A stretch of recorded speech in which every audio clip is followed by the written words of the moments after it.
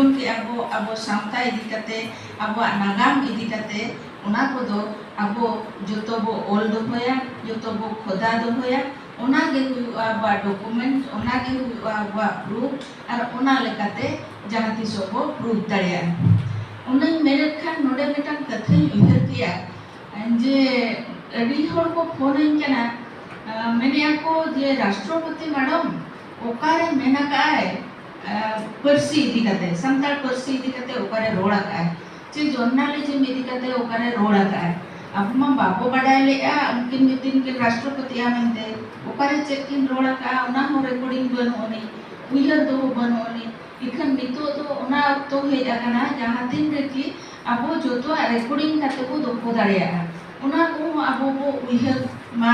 ये उको दिन रे चेक मेना का उना हो भिना दिन रे लगती हुईगा उको ओकारे जे रोड के आमते उना हो मेटी प्रूफ कना उना लकाते उना हो दोको हुई दाड़िया आर मिटी कथे लैया मुंडे जो अब मिटी की मिट परसी कथा अब लैया उना साथे चेलकाते मीडियम ऑफ एजुकेशन रे अब ऑल चिकी हिजुआ उना कथा हो बो उइहरया अब मुख्यमंत्री उना कथा रोड किया इखन अब नितो सपराते हुयाबना 1 क्लास खन 5 क्लास धबी पुथी मेना और क्लास 6 खोदा 2 क्लास खोदा ना पुथी बनोनी उना पुथी बाखरा चेलकाते सपरा हुयुगा अब पास्टा खन सपरा बो ताहेन खान जहां तरीके लगती हुयुआ सरकार खोजोआ उन जोखा को मेन दाड़िया जे बांग आले दोले कमिया का आले ठन नोआ पुथी को मेना ने इदी पे और छपाय पे नोआ को कमी बखरा तो ओकोय को अब बाको मेता बना जे आपे नोआ कमी पे मेनते उनका को ओकोय बाको मेता बना आपे जहां तिना नितो पे चिरगला कना गोटा पाड़ा को खन पे सेटेरा कना लफांग बिद्दागार कोड़े खन मानतान गंगे ते को सेटेरा कना जोतो हरते अब को उइहर मा जे अब जे लेकाते को लाहा और ओना बखराते आर मेटी कथे उइहर किया जहां सिलेबस को बनावेया नितो ओलो बखरा माने पीजी करे जहां सिलेबस को बनावेया ओना दो उनका आपे गपाल मारा ठीकू पे जहां की गोटा रेना सिलेबस समान ताहेना आइस बखरा होना दो कमी लगा मा जे आर एटा सिलेबस करे चेक को एग्जाम करे हिजु कना ओना बखरा ओना दो कमी लगा मा अबरेन ओनलिया को ओना को ताहेन मा गोटा पास्टा रे और जहां तिरे सिलेबस पे बनावेया खाली बेंगल रेन सुमुंग दो राइटर आलो पे तो कोआ ओडिसा रेन हो उनका के खाली ओडिसा रेन सुमुंग आलो पे तो कोआ चिकाते अब तो गोटा को समान गया बिहार बेंगल ओडिसा झारखंड संताल पाटना डुमका जहां के मेना जोतो के अब तो समान गया और ओना लेकाते सिलेबस जदि तब समान होआ एनखा बही छापारे बो सुविधा और अबोरेन जोतो पढ़ारे जहां स्टूडेंट ना कोआ उनको को पढ़ा दाड़िया आको आको भीतर डिस्कशन हुई दाड़िया आपेठे नोआ पुथी मेना आचे आपेठे नोआ ऑल मेना आचे एमान तेमान और उनका लेकाते गे आपे भीतर रे मिटी अड़ी मारन जुमित तैयार होगा और ओना जुमित तैयार ले उतर के आबो मांग से को लाहा दाड़िया उन जो खान आबो बो मेन दाड़िया आले तो अपान अपिन पोनोत रे ले ताहेन कान रे हो ओलो पढ़ाते रोडते उनका ची आलिया सिलेबस हो जोतो ताले बीत गया नो ताले ओना बकरा पुथी को ओना लेखाते पुथी हो बेना और उंडे जुक्ति बोदा दाड़िया जेतु आले तो नोंगाले बीत गया आले तो नोआ दरकार गे चिकाते बेंगल करे गेसे बेंगल गवर्नमेंट मा आई कोरा होगा इखन ओडिसा गवर्नमेंट बाय कोरा या याती ओडिसा गवर्नमेंट कोरा उनी मेना जुकुरी तापे पुथी उन तो खान बेंगल पर पुथी अगु हुई दाड़िया ये नोय तारालिया पुथी आलमा गोटा गेले समान गया आले संताल कनाले मिट गेले रोड़ा मिट गेले ओला नोय ताले मेना उनका अबो बो उदु दाड़िया आज मिटी कथा निपना ट्रांसलेशन नितो दोड़ीते के लगती कना अबो जहां के पुथी को तबो मेना जोतो मिथर बेडी गुनी मा बाबो ट्रांसलेशन दाड़िया एन हो अबोरेन जहां हापरामा कना को नितो जहां राइटर को बनु कोआ उनको जहां भगी भगी ऑल को मेना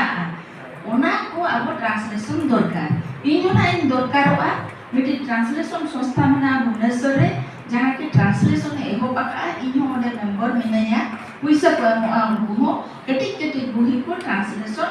हुआ abo santari kon ko udia ya udia ko santari ya R santari kon ko udia ya nito to ehop re to abo nije tege joto kami huya bana चिकाते abo lagat kami hor do ori ko rokoa ehop re jahae kamiya uni do joto age kami te huya ya uni bai ko ehop ora jahae benao aiden pera purbo ori ko setero pur okoi goroaya uni do gitu kami te huya ya joto rokoma kami abo nito onka ke joto lekana kami abo ge kami te huya bana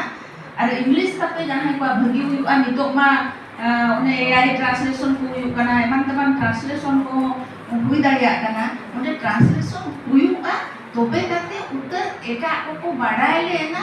abo samhe re je chalu kana abo je ko kami kana ona unku ko badai daria ape kati ja translation pese kati ja translation kate oka kore ape chapai pese oka re jodi chapa sana pia ona ape lei pe ona ko chapaya badai ma ko unku je santali re noa kami ko huyuk kana mente noa ko le renan katha do chikate sange gadel re jahari leya onde do okoh bako anjoma okoh bako kusia jokhon ape noa re pe muhana kana noa tege pe asul noa tege pe hara noa rege ape ajotua ape tape ye ji tape thanda ona kite noa ko kami tege huyuka ar kami lekhan puisa ko nyamoa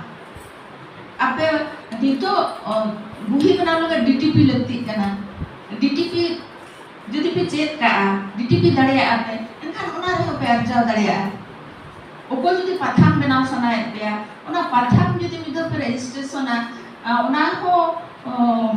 NBT kore kon ona kore kon puisa nyamoa puisa nyamo renang do kaudi arjao renang do adigan ge upai mena ona lekate ape first class te huya pya menia ko ge jahi bihar le ya ne kun layat pya arche kun prinya katkan time ki layat pya cikate abothan ma okto banu mani enang setari he jakana jangan ranjom renang katha ona ranu bani agua ka ona te to ruwarte huyanya inyo dana te prin langa chaba kana jaha tiso kon chakri kon jirawa kana dana re ge minanya tina din dana ya ona do bani padaya bisti kate abua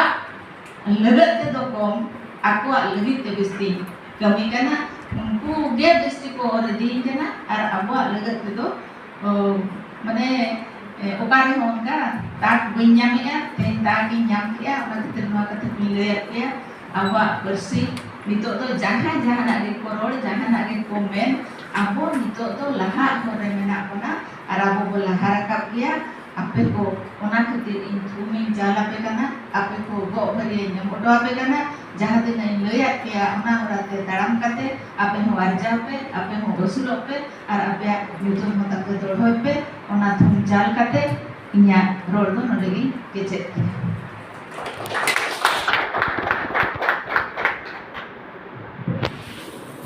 Adi ayama